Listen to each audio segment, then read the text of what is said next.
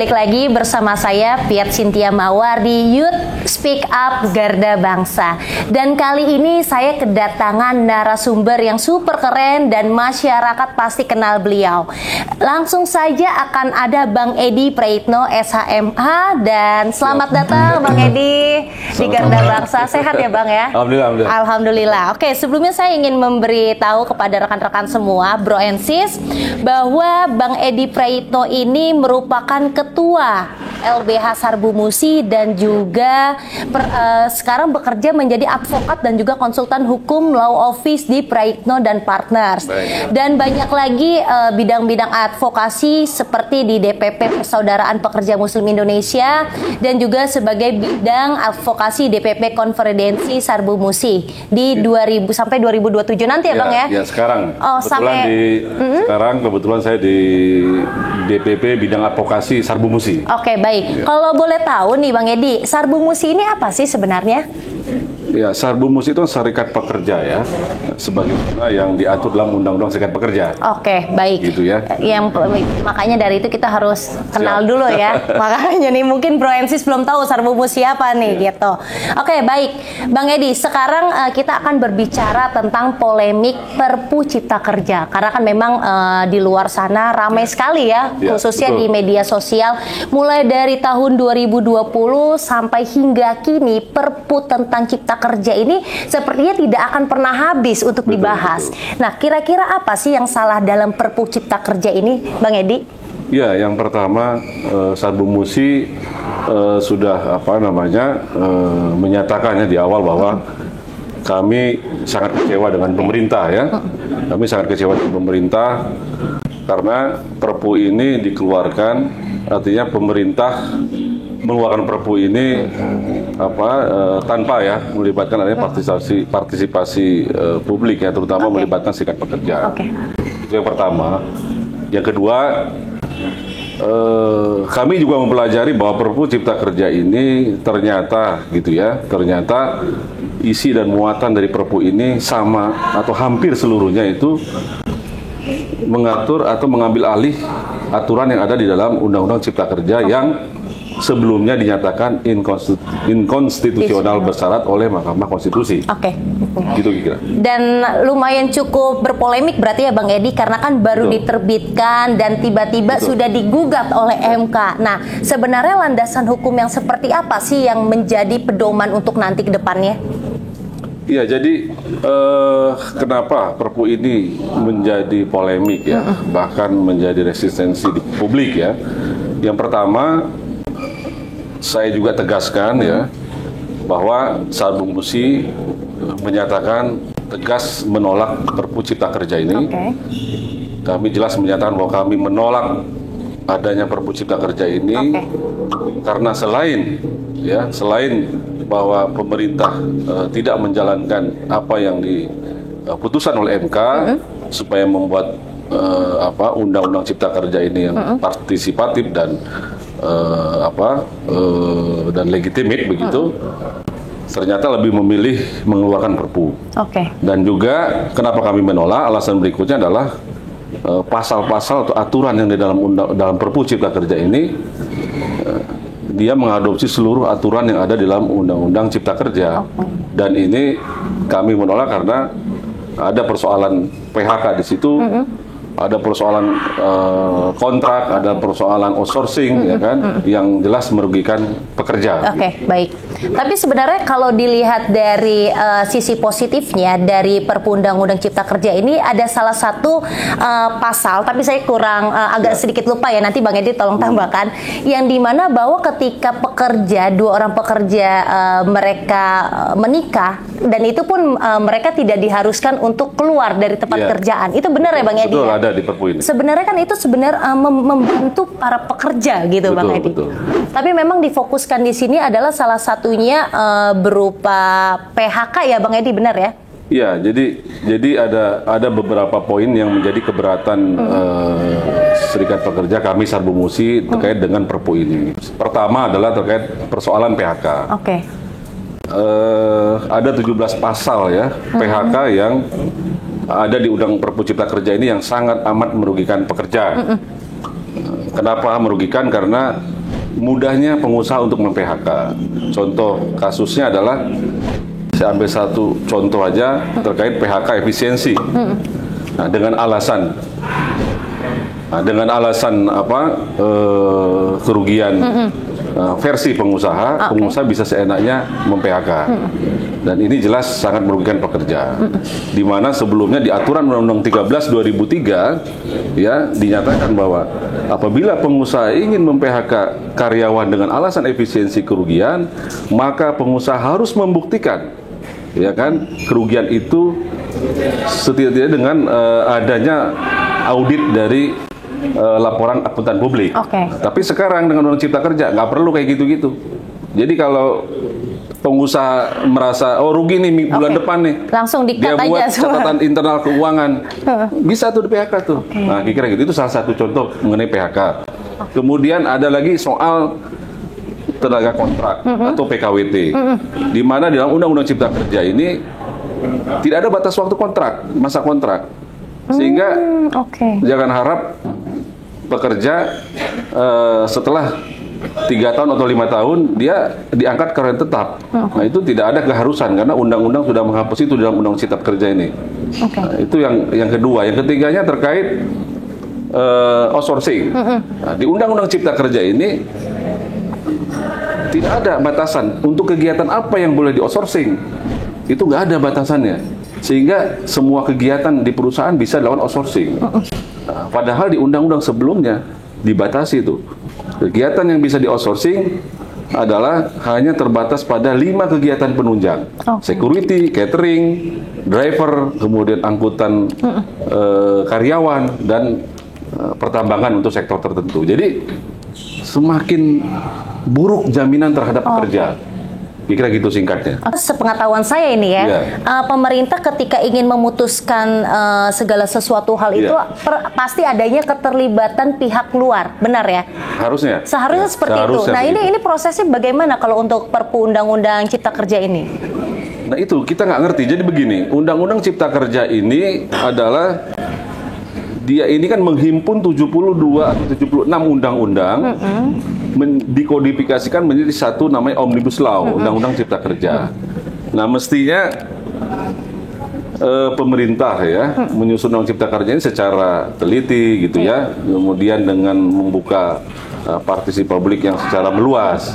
Ini tidak, tetapi ini kita lihat kelahiran Undang Cipta Kerja ini tertutup, gitu ya, tertutup, tidak membuka akses kepada publik, ya kan, yang seluas-luasnya tentunya kan. Kemudian tergesa-gesa diundangkan. Padahal ini ngurusin 76 undang-undang. Tidak hanya tenaga kerja, ada tentang perikanan, lingkungan, dan lain-lain. Baik. Betul. Dan juga apakah saat ini pemerintah itu berusaha untuk seperti menginformasikan kepada masyarakat seperti itu nggak Bang Edi berkaitan tentang Cipta Kerja ini? Justru begini, Undang-Undang Cipta Kerja ini saya sedikit mengutip putusan MK ya, bahwa kenapa MK menyatakan Undang-Undang Cipta Kerja 11 2020 itu dinyatakan inkonstitusional bersyarat. Nah, alasannya adalah salah satunya bahwa undang-undang itu dibuat cacat formil, artinya tidak sesuai prosedural pembuatan perundang-undangan. Nah, salah satunya adalah tidak melibatkan partisipasi publik secara luas lah, kira gitu. Nah, ini menjadi catatannya. Dari yang saya tambahin untuk keterangan tadi ya. Berarti memang sebenarnya perlu dikaji ulang ya Bang Edi. Betul. Apakah ada kemungkinan bahwa Perpu Undang-Undang Cipta Kerja ini bisa dikaji ulang Bang Edi? Secara mata hukum lah. Ya, sekarang begini, Perpu ini kan sudah terbit ya, sudah dikeluarkan oleh pemerintah. Alasan pemerintah, ini saya sedikit coba membahas. Alasan pemerintah itu kan mengeluarkan Perpu ini karena kondisi ekonomi global yang tidak stabil, kemudian ada potensi resesi ekonomi di 2023. Nah, kira-kira itu yang kita bisa lihat di media, gitu kan. Tetapi justru saya berpandangan ini inkonsisten pemerintah ini, karena kita ingat perhelatan G20 di beberapa bulan yang lalu, itu kan bagaimana pemerintah kan mengklaim bahwa pertumbuhan ekonomi paling tinggi di forum itu gitu loh. Kemudian saya juga atau kita juga bisa melihat setelah event G20 itu, kemudian ada kita melihat misalnya kabinet ada yang nyanyi-nyanyi begitu kan, nyanyi terus ada presiden juga dalam kesempatan tertentu menyatakan loh kok nggak ajak-ajak saya kira gitu kan. Nah ini sebenarnya lagi happy ekonomi. Kalau kita rakyat ini kita melihat atau buruh kita melihat ini lagi happy ekonomi kan. Tapi tiba-tiba kok di Desember ini kok pemerintah merasa ngedrop nih ekonomi gitu loh. Nah ini jadi alasan tidak logis kalau menurut saya. Kalau Perpu ini dikeluarkan dengan alasan ekonomi, kondisi ekonomi ya. Jadi tidak logis. Mestinya untuk urusan-urusan itu kan bisa diselesaikan dengan kebijakan-kebijakan pemerintah. Sebagaimana pemerintah menyelesaikan urusan COVID ini. Kan sukses pemerintah bisa keluar dari krisis COVID dengan kebijakan-kebijakan yang dikeluarkan. Jadi ini nggak ada urusannya harus keluarkan Perpu. Dikira gitu. Oke. Bang Edi, mungkin nih Bro and Sis di luar sana masih belum banyak tahu mengenai pasal-pasal apa saja sih sebenarnya yang memberatkan. Iya. Ya, tadi saya coba sampaikan ada persoalan PHK. Ada soal PHK yang artinya mudah PHK, mudah rekrut lah kira gitu kan. Kemudian ada persoalan outsourcing. Outsourcing itu nggak ada batasan. Artinya pengusaha bisa melakukan outsourcing untuk kegiatan apapun. Jadi nggak dibatasi. Kemudian ada persoalan kontrak, ya PKWT, di mana karyawan tidak ada batasan. Kalau dia sudah dikontrak maka tidak ada batasan atau kewajiban dari pengusaha untuk mengangkat dia sebagai karyawan tetap. Nah itu yang ketiga. Kemudian ada lagi soal istirahat panjang. Nah, jadi kalau dulu di Undang-Undang 13 2003 kalau karyawan sudah kerja 6 tahun berturut-turut, nah dia punya hak namanya istirahat panjang, itu holiday lah untuk sama keluarganya kan, ada sebulan 2 bulan gitu ya. Dulu ada ditetapkan dalam undang-undang, tapi sekarang tuh dihapuskan. Jadi istirahat panjang itu dikembalikan pada kesepakatan pengusaha gitu. Ya. Sedangkan kita tahu nggak ada satupun pengusaha yang mau lihat karyawan istirahat panjang holiday begitu kan, dua minggu 2 bulan. Iya benar, begitu. karena mungkin akan merugikan perusahaan. Kalau nggak diatur di undang-undang nih kan ini merugikan. Gitu. Baik. Berarti memang ada dua mata sisi lah ya yang berbeda ya. Sedikit lagi mengenai upah. Di upah ini di Undang-Undang Cipta Kerja. Kemudian ditambahkan klausul di dalam Perpu ini ada namanya klausul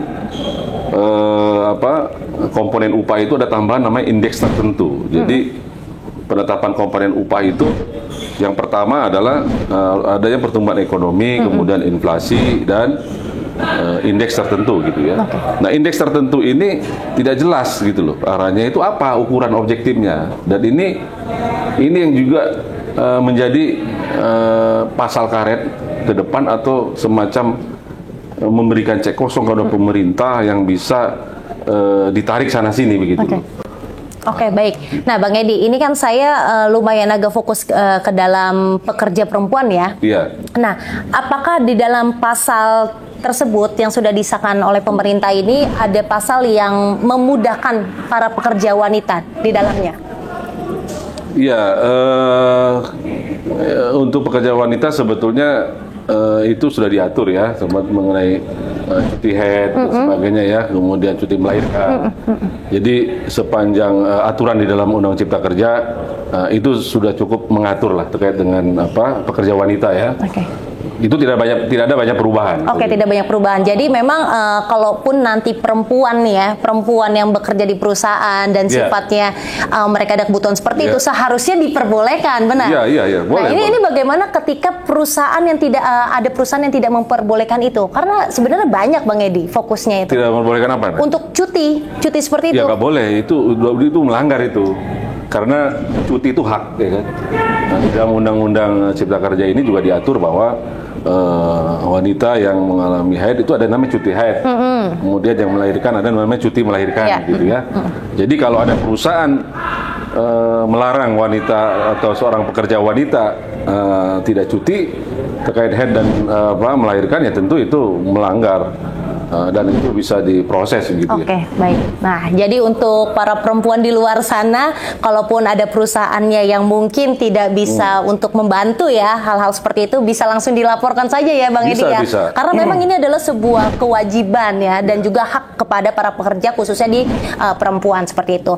Nah, Bang Edi, masih ada beberapa pertanyaan lagi nih berkaitan tentang Perpu Undang-Undang Cipta Kerja ini. Boleh. Sebenarnya urgensinya Perpu Undang-Undang Cipta Kerja ini sejauh apa sih sampai detik ini banyak sekali yang demo-demo?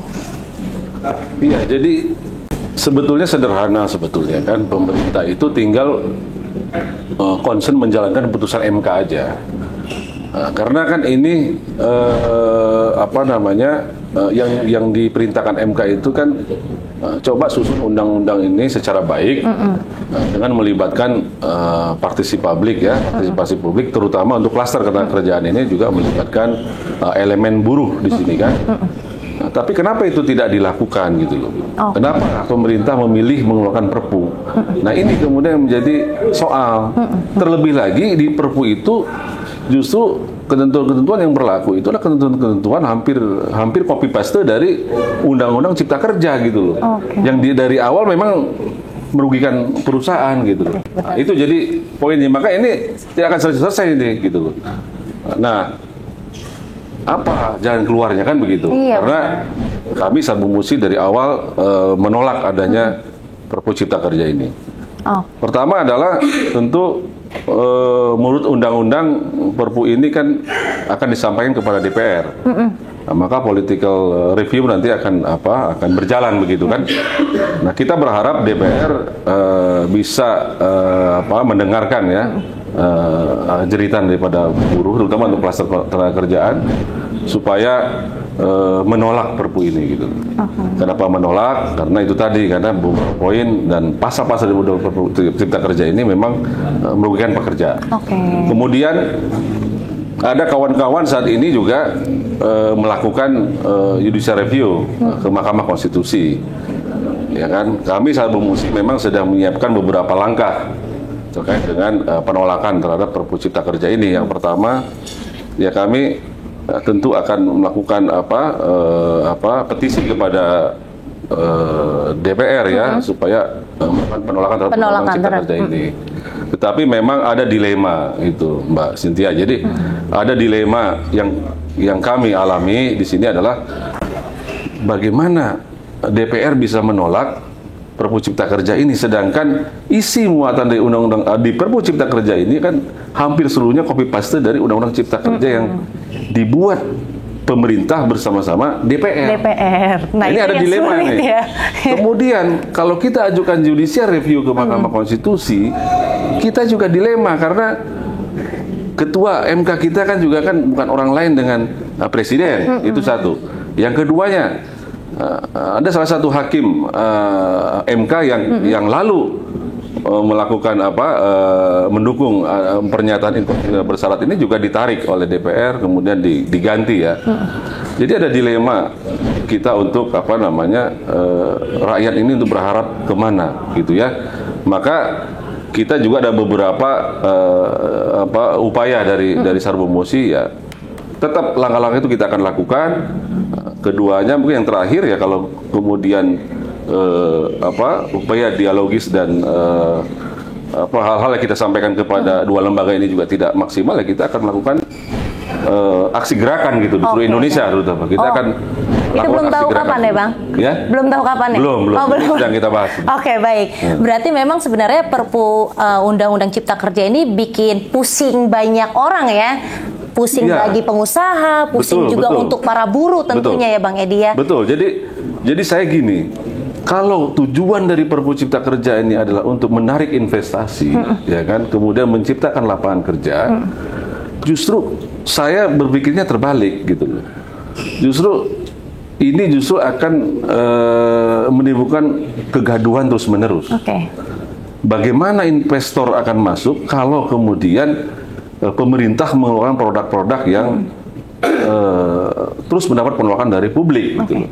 Ini juga justru menjadi saya agak pesimis gitu loh. Kalau undang-undang ini di awal bermaksud untuk menciptakan lapangan kerja dan menarik investasi, justru malah sebaliknya. Iya, benar. Karena saya sedikit kasih contoh fakta, Sarbu Musi ini memiliki anggota kurang lebih 450 apa 60 ribu di seluruh Indonesia. Wah, keren. Ya, yang terdiri dari buruh pekerja formil yang kerja di pabrik-pabrik, di perusahaan-perusahaan, dan buruh informal. Ya. Oke. Nah, faktanya untuk sejak adanya Undang-Undang Cipta Kerja ini, sejak berlaku 2020, itu banyak kasus-kasus PHK yang dialami oleh basis-basis Sarbu Musi. Oke. Nah, jadi banyak pengusaha justru menggunakan pasal Cipta Kerja ini untuk mengurangi karyawan, melakukan PHK secara sepihak. Ada contoh kasus di Pasuruan. Itu ada hampir 4.000 anggota kami tidak dibayar upahnya. Kemudian tiba-tiba perusahaan itu pilot gitu. Ini total upah yang harus dibayar hampir 80 miliar. Ini juga kita kami lakukan advokasi. Kami sudah melaporkan ke kementerian untuk melakukan langkah-langkah tegas terhadap pengusaha-pengusaha yang nakal. Kemudian ada lagi kasus di Karawang.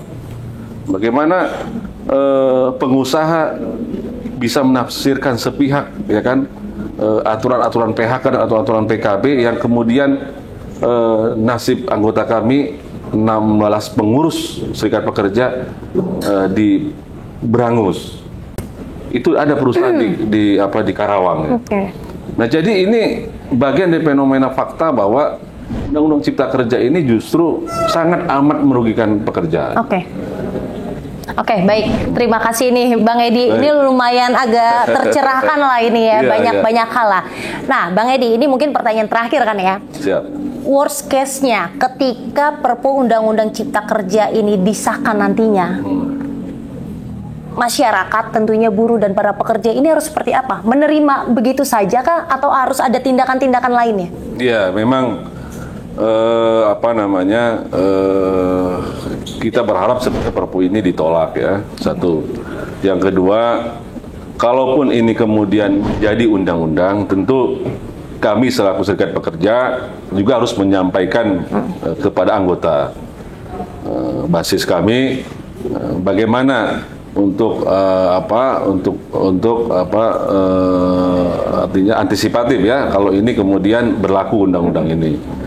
Ada beberapa langkah yang memang Sarbu Musi DPP sudah lakukan ya. Sudah lakukan. Kita rencanakan, misalnya kita perbanyak balai latihan kerja. Yeah. Kita akan coba meningkatkan balai latihan kerja untuk meningkatkan kompetensi dari anggota kami. Gitu. Oke, Bang Edi, mungkin ada pesan-pesan terakhir nih, karena kan memang channel kita ini banyak dilihat orang kan ya. Ya, siapa tahu dengan adanya podcast kita kali ini bisa memberikan pencerahan khususnya kepada anggota-anggota Dewan di Senayan nanti gitu, untuk mesahkan Perpu Undang-Undang Cipta Kerja ini. Monggo dipersilakan Bang Edi. Ya, yang pertama kami berharap ya, karena yang terdekat ini adalah upaya yang bisa menolak Perpu Cipta Kerja ini adalah DPR. Jadi kami berharap DPR untuk mendengarkan nasib rakyat, mendengarkan petani, nelayan, buruh gitu ya, supaya menolak Perpu Cipta Kerja ini. Kemudian memerintahkan kepada pemerintah supaya membentuk undang-undang secara baik gitu kan. Itu yang pertama. Yang keduanya, kalaupun ini dilakukan judicial review oleh kami dari Sarbu Musi, ya kami berharap kepada hakim MK sebagai para hakim yang negarawan ya, harus betul-betul mempertimbangkan nasib buruh, nasib petani, nelayan gitu, lingkungan juga. Jadi ini kan 76 undang-undang ini ngatur tentang nasib rakyat. Benar. Maka kita minta pemerintah supaya betul-betul menyusun undang-undang ini secara baik, aspiratif, partisipatif, dan legitimit begitu. Oke, baik. Terima kasih Bang Edi atas waktunya, dan semoga nanti ke depannya apapun yang dibuat oleh pemerintah dan disahkan oleh pemerintah itu bisa berdampak baik kepada masyarakat bawah dan khususnya para pekerja-pekerja menengah ke bawah ya, Bang Edi ya. Kalau gitu terima kasih banyak, dan sampai jumpa Bro and Sis dalam Youth Speak Up Garda Bangsa.